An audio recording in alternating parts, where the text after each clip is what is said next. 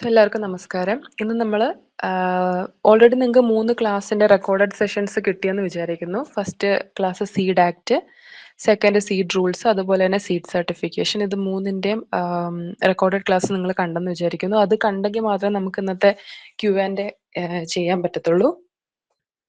Okay. So first ക്ലാസ്സിൽ, അതായത് seed ആക്റ്റിൽ നിങ്ങൾ പഠിച്ചിട്ടുണ്ടാവുക കുറേ സെക്ഷൻസിനെ പറ്റിയായിരിക്കും. ഇപ്പം ഫസ്റ്റ് ഓഫ് ഓൾ നമുക്ക് എന്താണ് സീഡ് സയൻസിൽ മെയിനായിട്ട് നിങ്ങൾക്ക് നോക്കാനുള്ള കാര്യങ്ങൾ ആ ഫസ്റ്റ് ക്ലാസ്സിൻ്റെ തന്നെ സിലബസ് പോർഷനിൽ ഞാൻ പറയുന്നുണ്ട്. സോ അതിൽ കുറേ അധികം റൂൾസ്, ആക്ട്, ഓർഡർ ഇങ്ങനെയുള്ള കാര്യങ്ങളാണ് നമ്മൾ മെയിനായിട്ട് നോക്കുന്നത് അല്ലേ. സോ ആ 3 ക്ലാസ്സിൽ കേട്ടപ്പോൾ നിങ്ങൾക്ക് എന്തൊക്കെയാണ്, ഏത് രീതിയിലാണ് പഠിക്കേണ്ടതെന്ന് മനസ്സിലായെന്ന് ഞാൻ വിചാരിക്കുന്നു. സോ ഫസ്റ്റ് ക്ലാസ്സിൽ, അതായത് സീഡ് ആക്ട് 1966 അത് ജസ്റ്റ് നമുക്കൊന്ന് അതിൻ്റെ ഇൻട്രോ പാർട്ട് മാത്രം നോക്കിയിട്ട്, അതുപോലെ തന്നെ ബാക്കി ക്ലാസ്സും സീഡ് റൂൾസും സീഡ് സർട്ടിഫിക്കേഷനും ജസ്റ്റ് അത് എന്താണെന്ന് നോക്കിയിട്ട് നമുക്ക് Q&Aയിലോട്ട് പോവാം, MCQസിലോട്ട് പോവാം. സോ ഇതൊരു ഇൻട്രാക്റ്റീവ് സെഷൻ, അല്ലെങ്കിൽ നിങ്ങൾ ചാറ്റ് വഴി മെസ്സേജ് ഇട്ടാലും മതി നിങ്ങളുടെ answer. Okay. So first seed act നോക്കുവാണെങ്കിൽ 1966 ഇത് ഇനാക്ട് ചെയ്യപ്പെട്ടത് 29th December 1966 സോ ഈ ഇയർ അല്ലെങ്കിൽ ഈ ഒരു ഡേറ്റ് ഒക്കെ പഠിച്ചു വെക്കേണ്ട ഇമ്പോർട്ടൻസ് എന്താണെന്ന് വെച്ചാൽ, ട്രൂ ഓർ ഫോൾസ് ക്വസ്റ്റ്യൻസ് വരുമ്പോഴത്തേനും ഇതിങ്ങനെ ഡേറ്റ് വൈസ് അങ്ങനെയൊക്കെ എടുത്ത് തന്നിട്ട് ചിലപ്പോൾ ചോദിക്കാം.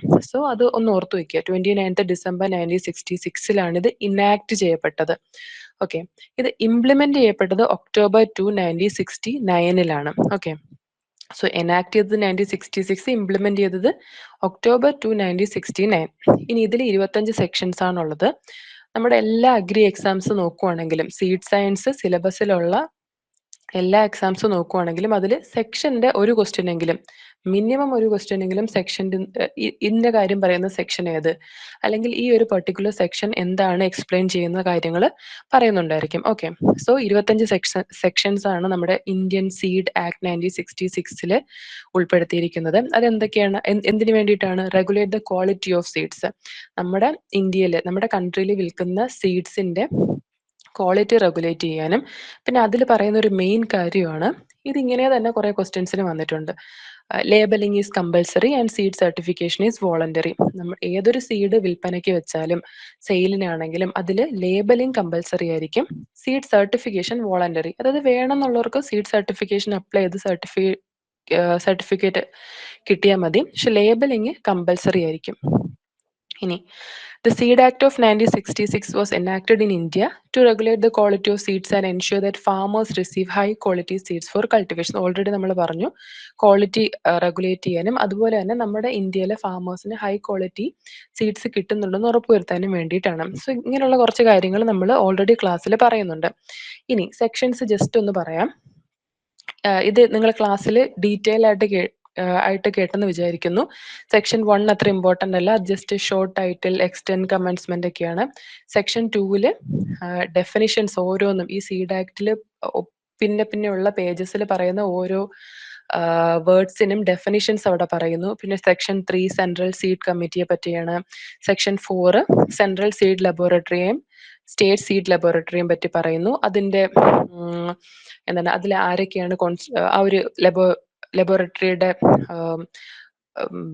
എന്താണ് ഫങ്ഷൻസ് എന്തൊക്കെയാണ്, ആ രീതിയിലുള്ള കാര്യങ്ങളാണ് സെക്ഷൻ 4 പറയുന്നത്. Section 5 power to notify kinds or varieties of seeds.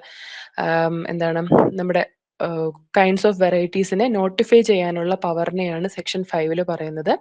Section 6 ഓരോ പർട്ടിക്കുലർ ക്രോപ്പിനും അതിൻ്റെ മിനിമം ലിമിറ്റ്സ് ഓഫ് ജെർമിനേഷനും പ്യൂരിറ്റിയും സ്പെസിഫൈ ചെയ്യുന്ന പവർ കൊടുക്കുന്നതാണ് സെക്ഷൻ 6. സെക്ഷൻ 7 ആകുമ്പോഴത്തേനും സെയിൽ ഓഫ് സീഡിന്റെ റെഗുലേഷനാണ്. സെക്ഷൻ 8 സർട്ടിഫിക്കേഷൻ ഏജൻസിയെ പറ്റി പറയുന്നതാണ് സെക്ഷൻ 8. 9 ആണെങ്കിൽ ആ സർട്ടിഫിക്കറ്റ് കിട്ടുന്നതിന്റെ ഗ്രാൻഡ് ഓഫ് സർട്ടിഫിക്കറ്റിനെ പറ്റിയാണ് സെക്ഷൻ 9.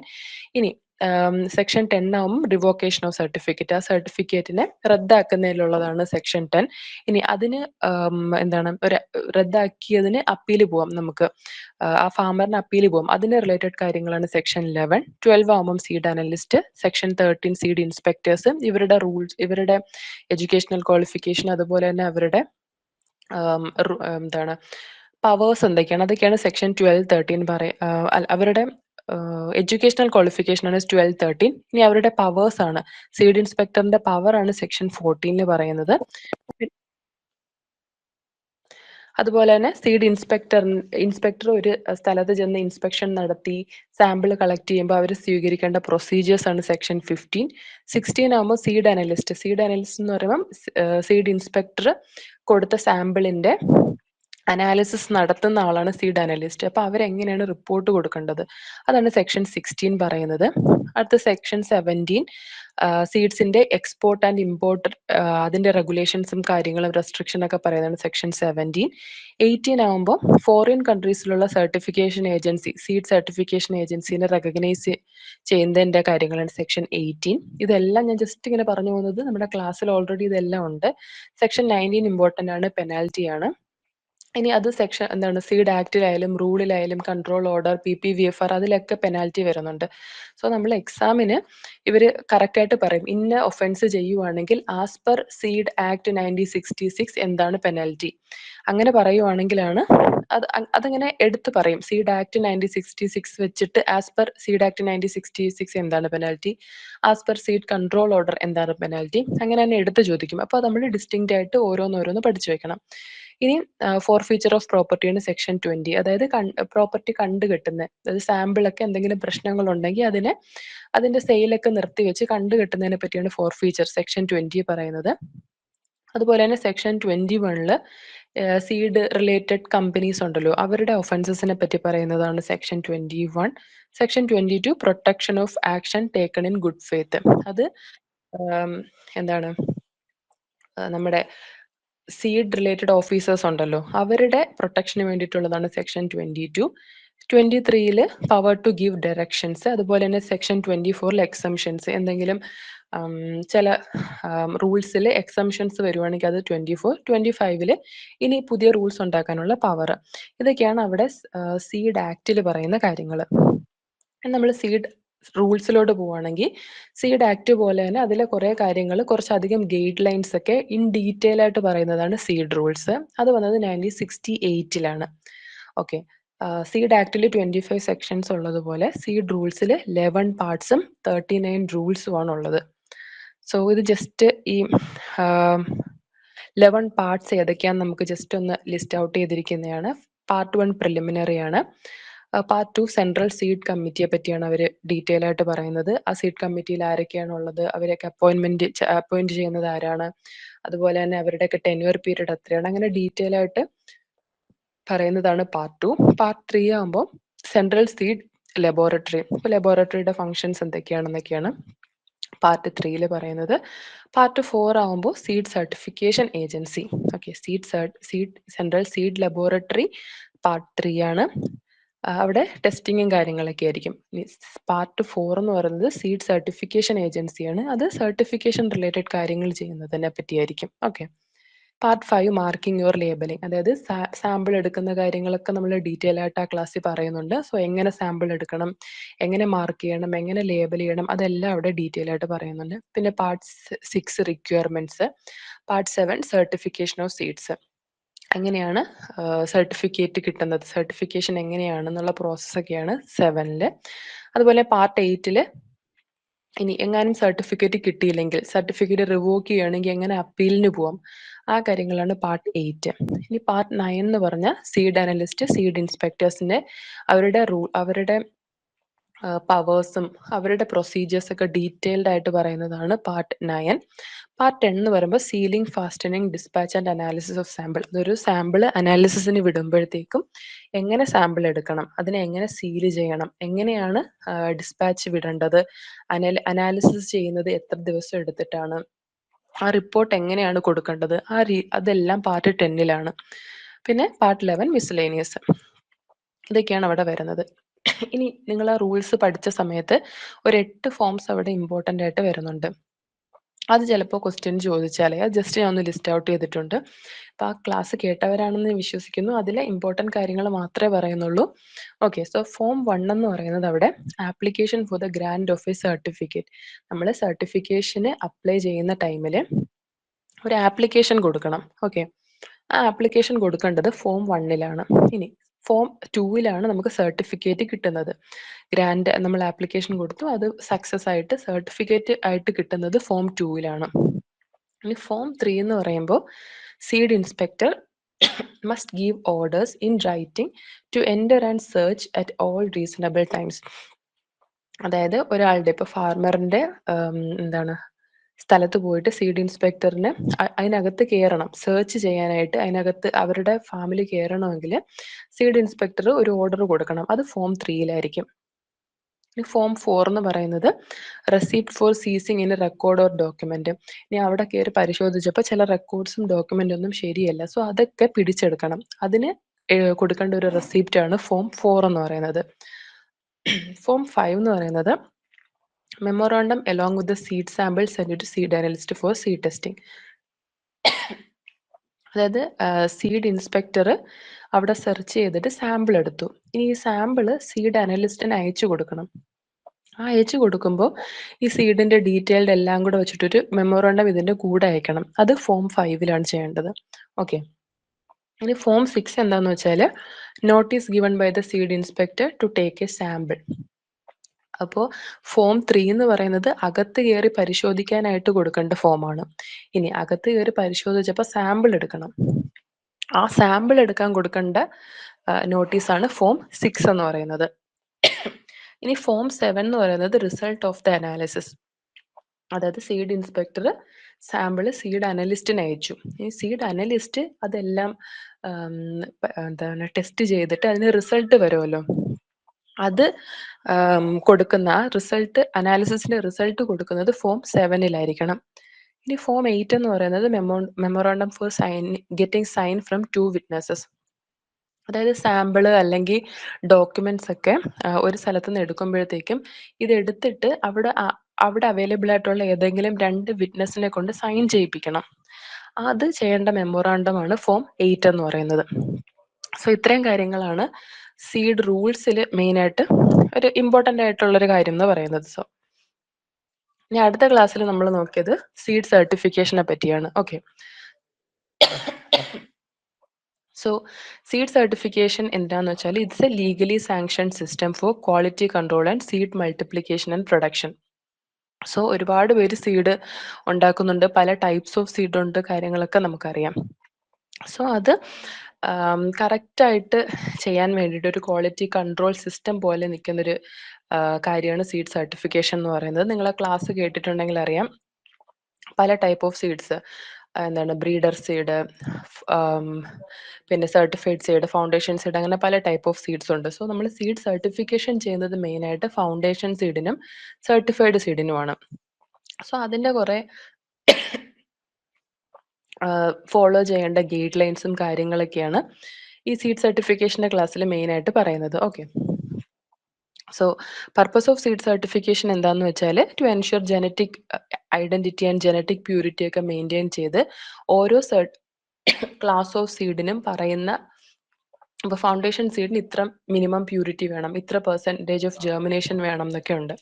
സോ അതെല്ലാം മെയിൻറ്റെയിൻ ചെയ്യുന്നുണ്ടോ, അങ്ങനെയുള്ള ഫാമിന് മാത്രമേ അവർ ആ പെർട്ടിക്കുലർ ക്ലാസ്സിൻ്റെ സർട്ടിഫിക്കേഷൻ കൊടുക്കത്തുള്ളൂ. ഇപ്പോൾ ഫൗണ്ടേഷൻ സീഡാണ് ഞാൻ ഉൽപ്പാദിപ്പിക്കുന്നതെങ്കിൽ നമ്മുടെ സീഡ് സർട്ടിഫിക്കേഷൻ ഓഫീസർ വന്ന് അവിടെ എല്ലാം ടെസ്റ്റ് ചെയ്ത് സാമ്പിൾ അനാലിസിസ് ചെയ്ത് ഈ കാര്യങ്ങളെല്ലാം ഓക്കെ ആണെങ്കിൽ, ഫീൽഡ് ഇൻസ്പെക്ഷനിലും കാര്യങ്ങളെല്ലാം ഓക്കെ ആണെങ്കിൽ മാത്രമേ എനിക്ക് ആ പർട്ടിക്കുലർ ക്ലാസ്സിൻ്റെ, ഇപ്പം ഞാൻ ഫൗണ്ടേഷൻ സീഡ് ആണെങ്കിൽ ആ ഒരു സർട്ടിഫിക്കേഷൻ പ്രൊവൈഡ് ചെയ്യത്തുള്ളൂ.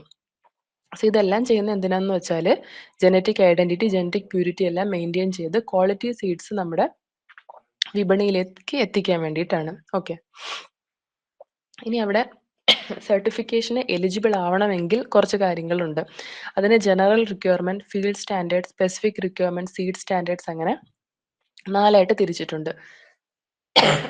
ഇത് നിങ്ങൾ എപ്പോഴാണ് ഡീറ്റെയിൽ ആയിട്ട് മനസ്സിലാവുന്നതെന്ന് വെച്ചാൽ ഫീൽഡ് ഇൻസ്പെക്ഷന്റെ ക്ലാസ്സസ് ഇനി അടുത്തത് കിട്ടും. അതിൽ ഓരോ ക്രോപ്പ് വൈസ് ഇങ്ങനെ റിക്വയർമെന്റ്സ് ഉണ്ട്. ഇപ്പൊ ജനറൽ റിക്വയർമെന്റ് ഒരു എന്താണ് ഫീൽഡിൽ ഇടുമ്പോൾ എന്തൊക്കെ കാര്യങ്ങളാണ് ശ്രദ്ധിക്കേണ്ടത്, for example isolation distance, spacing, ഇങ്ങനെയുള്ള കാര്യങ്ങൾ, അതൊക്കെ ഫീൽഡ് സ്റ്റാൻഡേർഡ്സ് ആണ്. പിന്നെ സ്പെസിഫിക് റിക്വയർമെന്റ് എന്ന് പറയുമ്പോൾ ഓരോ ക്രോപ്പിന് ഓഫ് ടൈപ്സ്, അതുപോലെ തന്നെ പോളൻ ഷെഡേഴ്സ്, അങ്ങനെയുള്ള പല പല കാര്യങ്ങൾ ഓരോ ക്രോപ്പ് വൈസ് ഉണ്ടാവും. അതാണ് സ്പെസിഫിക് റിക്വയർമെന്റ് എന്ന് പറയുന്നത്. റൈസിന്റെ റിക്വയർമെന്റ് ആയിരിക്കില്ല വീറ്റിന്. ഓക്കെ. ഇനി സീഡ് സ്റ്റാൻഡേർഡ്സ് എന്ന് പറയുമ്പോഴത്തേക്കും ഇങ്ങനെ കിട്ടുന്ന സീഡ്സിന്, അതായത് ഈ ഫീൽഡ് ഇൻസ്പെക്ഷൻ എല്ലാം പോയി സീഡ് കിട്ടുമല്ലോ, അപ്പൊ ആ സീഡിൽ ഇത്ര വീഡ് സീഡ്സേ പാടുള്ളൂ, ഇത്ര എന്താണ്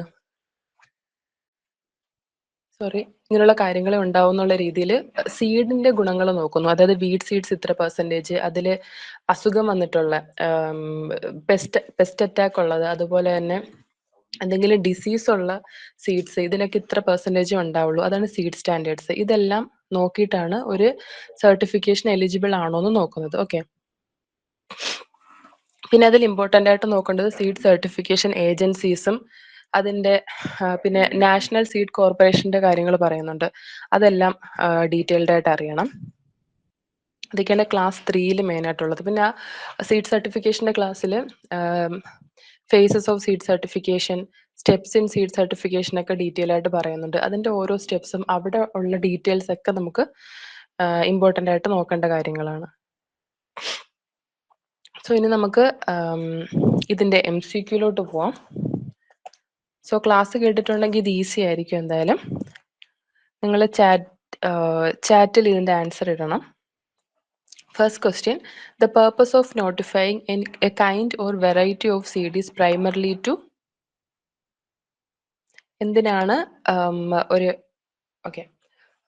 വെറൈറ്റീനെ നോട്ടിഫൈ ചെയ്യുന്നത്? Increase its market price increase ചെയ്യിക്കാനാണോ? Ensure the quality of seed sold for agriculture, അത് മാർക്കറ്റ് പ്ലേസ് ഇൻക്രീസ് ചെയ്യിക്കാൻ, അല്ലെങ്കിൽ ക്വാളിറ്റി സീഡ്സ് അഗ്രികൾച്ചറിൽ പോകുന്ന ക്വാളിറ്റി സീഡ്സിന്റെ ക്വാളിറ്റി എൻഷുർ ചെയ്യാൻ, പിന്നെ ജനറ്റിക്കലി മോഡിഫൈഡ് സീഡ്സ് പ്രൊമോട്ട് ചെയ്യാനാണോ, അതോ encourage farmers to plan more crops, farmers കുറേ ക്രോപ്സിനെ പ്ലാൻ ചെയ്യാൻ വേണ്ടിയിട്ടാണോ, അതിന് എൻകറേജ്മെന്റിന് വേണ്ടിയിട്ടാണോ നോട്ടിഫൈ ചെയ്യുന്നത്? സോ എല്ലാവരും പറയുന്നത് B, ensure the quality of seed sold for agriculture.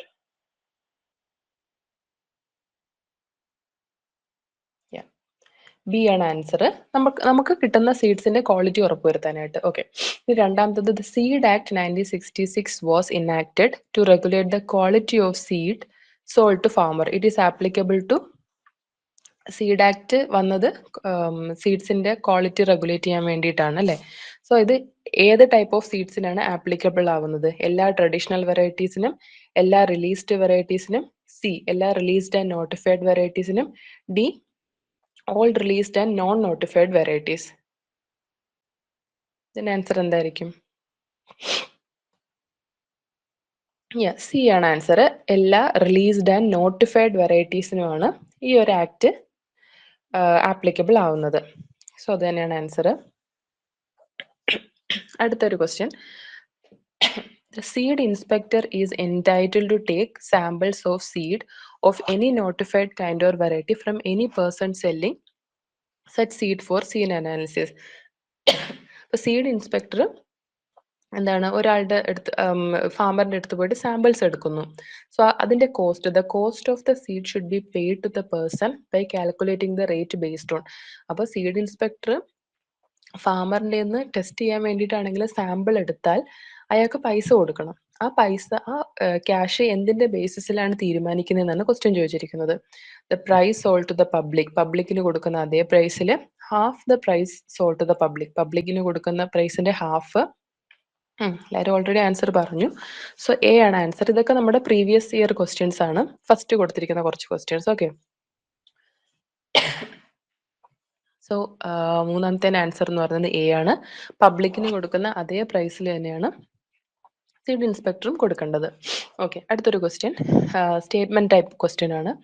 First statement എന്ന് പറയുന്നത്, variety release is a statutory function under Seed Act to make the details of the newly developed cultivar to public.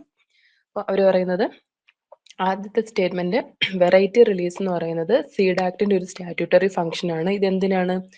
To make the details of the newly developed cultivar to പബ്ലിക്കിന് പുതുതായിട്ട് develop ചെയ്തൊരു വെറൈറ്റിയുടെ details എല്ലാം കൊടുക്കാൻ വേണ്ടിയിട്ടുള്ള ഒരു statutory function ആണ് variety release എന്നാണ് ആദ്യത്തെ സ്റ്റേറ്റ്മെന്റ്. രണ്ടാമത്തെ statement, notification is A statutory function under seed act two regulate the seed quality during sale. രണ്ടാമത്തെ സ്റ്റേറ്റ്മെന്റ് പറയുന്നത് നോട്ടിഫിക്കേഷൻ എന്ന് പറയുന്നത് സീഡ് ആക്ടിന്റെ ഒരു സ്റ്റാറ്റ്യൂട്ടറി ഫംഗ്ഷൻ ആണ്. അതെന്തിനാന്ന് വെച്ചാൽ സെയിലിനുള്ള സീഡിന്റെ ക്വാളിറ്റി ഉറപ്പുവരുത്താൻ വേണ്ടിയിട്ടാണ്. ഓക്കെ, അപ്പൊ ഇതിൽ ഏതാണ്? രണ്ട് സ്റ്റേറ്റ്മെന്റും ശരിയാണോ, രണ്ടും തെറ്റാണോ, ഏതെങ്കിലും ഒന്ന് ശരിയാണോ, എന്താ നിങ്ങൾക്ക് തോന്നുന്നത്? ആൻസേഴ്സ് ഏതായിരിക്കും correct? A, B, C or D?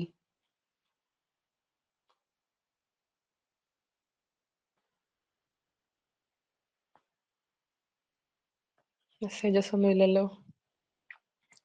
ഇതിന് ആൻസർ ഒരാൾ ഡി പറഞ്ഞു. ഡി തന്നെയാണ് ആൻസർ. സ്റ്റേറ്റ്മെന്റ് 1 ഫോൾസ് ആണ്, സ്റ്റേറ്റ്മെന്റ് 2 ആണ് ട്രൂ എന്ന് പറയുന്നത്.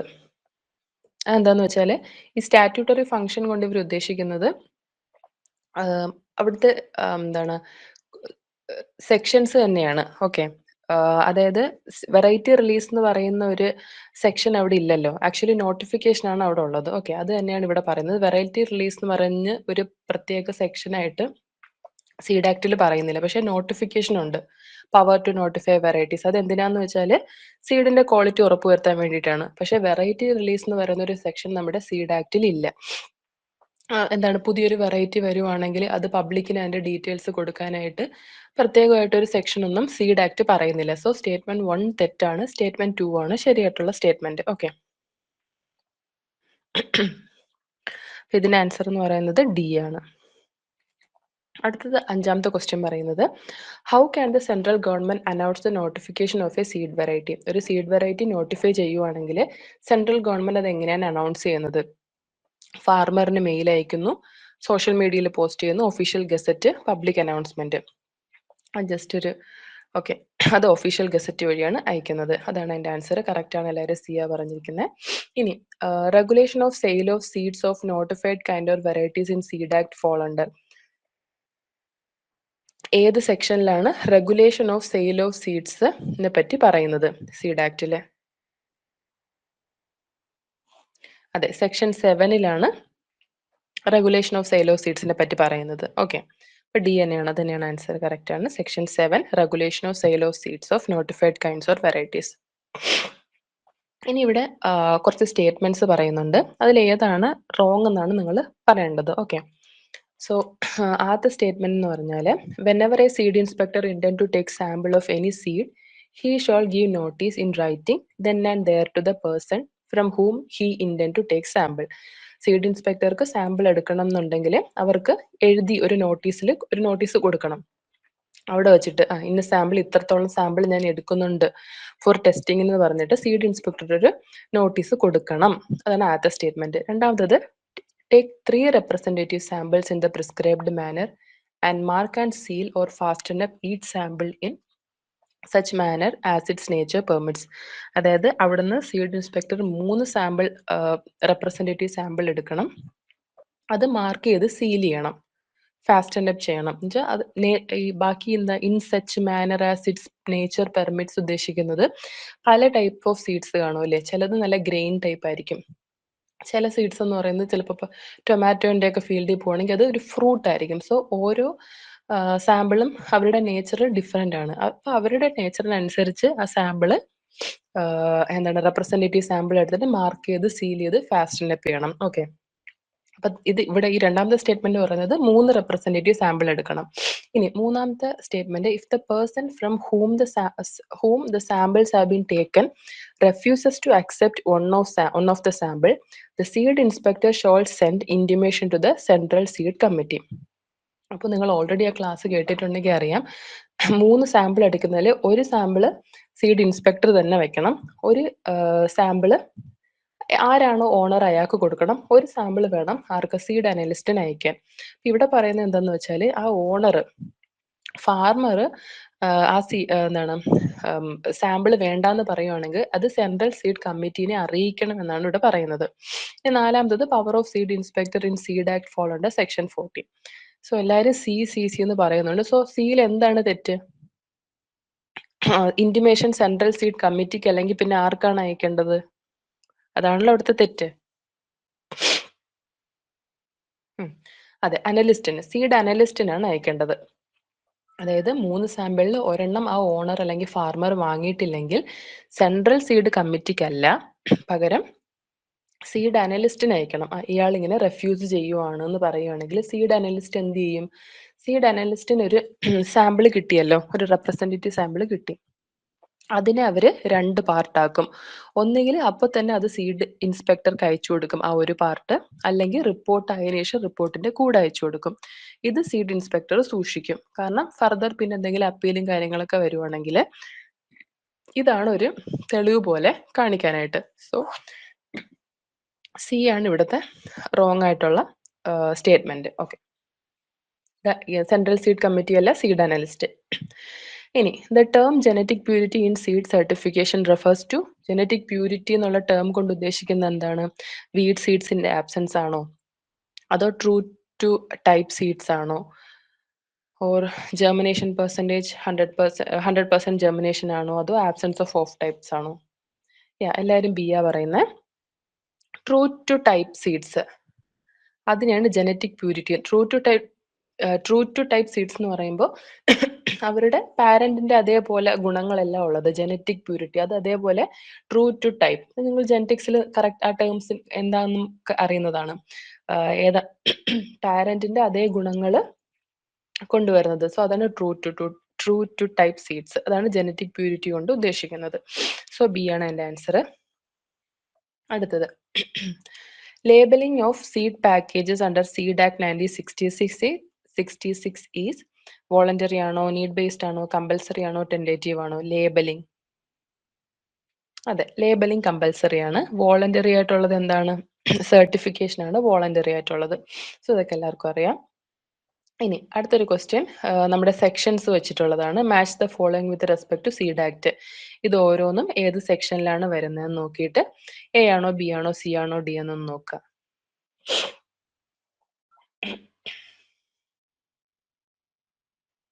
സെൻട്രൽ സീഡ് ലബോറട്ടറി എവിടെയാണ്, ഏത് സെക്ഷനിലാണ്? അതുപോലെ തന്നെ central seed committee, seed analyst, seed inspector, state seed laboratory. കുറെ പേര് സി ആണ് ആൻസർ പറയുന്നത്. സി തന്നെയാണ് ആൻസർ. അതായത് സെൻട്രൽ സീഡ് ലബോറട്ടറി എന്ന് പറയുന്നത് subsection 1 of section 4 subsection 1 central seed ലബോറട്ടറിയെ പറ്റി പറയുന്നത്. ഓക്കെ, അപ്പോൾ സ്റ്റേറ്റ് സീഡ് ലബോറട്ടറിയെ പറ്റി പറയുന്നത് അതേ സെക്ഷനിൽ സബ്സെക്ഷൻ 2 ഓക്കെ, അപ്പോൾ 1A, അപ്പോൾ 5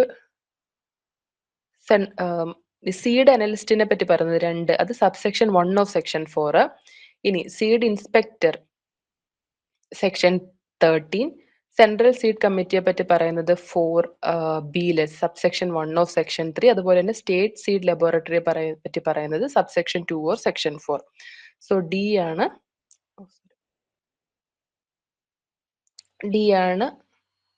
സി ആണ് ഇതിന്റെ ആൻസർ ആയിട്ട് വരുന്നത്. സോ അടുത്ത question, what is the primary responsibility of the seed analyst upon receiving A sample? ഒരു സാമ്പിൾ കിട്ടുമ്പോൾ സീഡ് അനലിസ്റ്റിന്റെ പ്രൈമറി റെസ്പോൺസിബിലിറ്റി എന്താണ്? Analyse the sample immediately, sample അപ്പൊ തന്നെ അനലൈസ് ചെയ്യുക. ഓക്കെ, സി എല്ലാവരും സി ആണ്. അതെ, സി തന്നെയാണ് answer. Analyse the sample and prepare a report. Seed അനലിസ്റ്റിന് സാമ്പിൾ അനലൈസ് ചെയ്തിട്ട് റിപ്പോർട്ട് കൊടുക്കുക. റിപ്പോർട്ട് കൊടുക്കുമ്പോഴത്തേക്കും അടുത്ത ക്വസ്റ്റ്യൻ അതാണ്, how many copies of the analysis report does the seed analyst deliver? B, 2 copies ആണ്. അപ്പൊ ആർക്കൊക്കെയാണ് സീഡ് റിപ്പോർട്ട് കൊടുക്കേണ്ടത്? ബി തന്നെയാണ് ആൻസർ. ആർക്കൊക്കെയാണ് കൊടുക്കേണ്ടത്? എന്തായാലും സീഡ് ഇൻസ്പെക്ടർക്കായിരിക്കും അല്ലെ. രണ്ടാമത്തെ കോപ്പി ആർക്കായിരിക്കും? ഒന്ന് സീഡ് ഇൻസ്പെക്ടർക്ക്, രണ്ടാമത്തെ കോപ്പി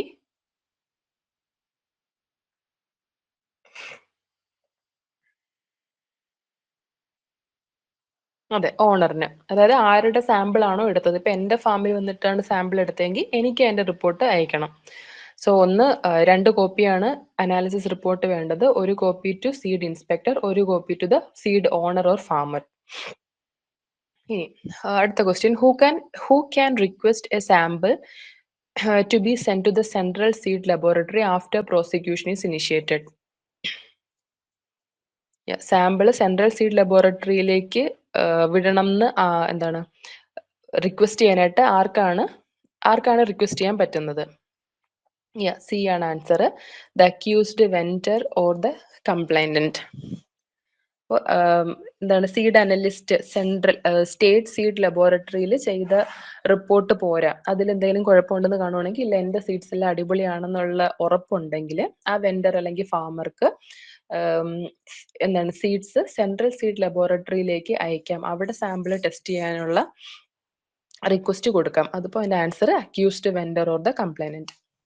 സോ അടുത്ത question, what must the court verify before sending a sample to the central seed laboratory? അപ്പോൾ കോർട്ട് സെൻട്രൽ സീഡ് ലബോറട്ടറിയിലേക്ക് അയക്കാൻ ഓർഡർ ഇട്ടാൽ ആദ്യം കോർട്ട് എന്ത് വേണം വെരിഫൈ ചെയ്യാൻ? ബി ആണ് answer. The integrity of the mark and seal on the sample. B തന്നെയാണ് ആൻസർ. എന്താന്ന് വെച്ചാൽ പൊട്ടിച്ച് വേറെ സാമ്പിൾ ഒന്നും എടുത്ത് വെച്ചിട്ടില്ല എന്ന് ഉറപ്പ് വരുത്തണമല്ലോ. അപ്പോൾ നമ്മൾ ആ ക്ലാസ്സിൽ ഓൾറെഡി നിങ്ങൾ കേട്ടിട്ടുണ്ടായിരിക്കും, സീഡ് ഇൻസ്പെക്ടർ ഓരോ സാമ്പിൾ എടുക്കുമ്പോഴും അത് മാർക്ക് ചെയ്ത് സീൽ ചെയ്ത് ഫാസ്റ്റൻ ചെയ്ത് അത് ഡീറ്റെയിൽ ആയിട്ട് ആ ക്ലാസ്സിൽ പറയുന്നുണ്ട്. സോ കോർട്ട് സെൻട്രൽ സീഡ് ലബോറട്ടറിയിലേക്ക് സാമ്പിൾ വിടുന്നതിന് മുമ്പ് നോക്കേണ്ടത് പൊതിഞ്ഞപ്പോൾ അല്ലെങ്കിൽ ആ പാക്ക് ചെയ്തപ്പോൾ ഉള്ള മാർക്ക് സീൽ എല്ലാം ആ സാമ്പിളിൽ കറക്റ്റ് ആയിട്ട് ഉണ്ടോ അതിന്റെ ഇന്റഗ്രിറ്റി ആണ് ചെക്ക് ചെയ്യേണ്ടത്. So B is the answer. അടുത്ത question, what is required for seeds of notified kind of variety to be exported or imported? Export അല്ലെങ്കിൽ ഇമ്പോർട്ട് ചെയ്യണമെങ്കിൽ നോട്ടിഫൈഡ് കൈൻഡ് ഓഫ് വെറൈറ്റിക്ക് ഉണ്ടാകേണ്ട റിക്വയർമെന്റ് എന്തെല്ലാമാണ്?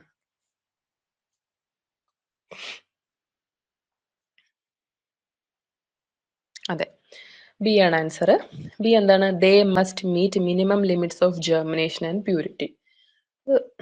അത് മെയിൻ ആയിട്ടുള്ള ഒരു കാര്യമാണ്. ആ ഒരു കൈൻഡ് ഓഫ് വെറൈറ്റിക്ക് മിനിമം ലിമിറ്റ്സ്, ജെർമിനേഷൻ ആയാലും പ്യൂരിറ്റിക്ക് ആണെങ്കിൽ ആ ഒരു മിനിമം അത് മീറ്റ് ചെയ്യണം, എങ്കിൽ മാത്രമേ അവരെ എക്സ്പോർട്ട് അല്ലെങ്കിൽ ഇമ്പോർട്ട് ചെയ്യാനായിട്ട് പറ്റത്തുള്ളൂ. ഇനി which of the following is not a requirement for exporting or importing notified seeds? ഇതിൽ ഏതോ ഒരു കാര്യം വേണ്ട ഇമ്പോർട്ട് ഓർ എക്സ്പോർട്ട് ചെയ്യാനായിട്ട്.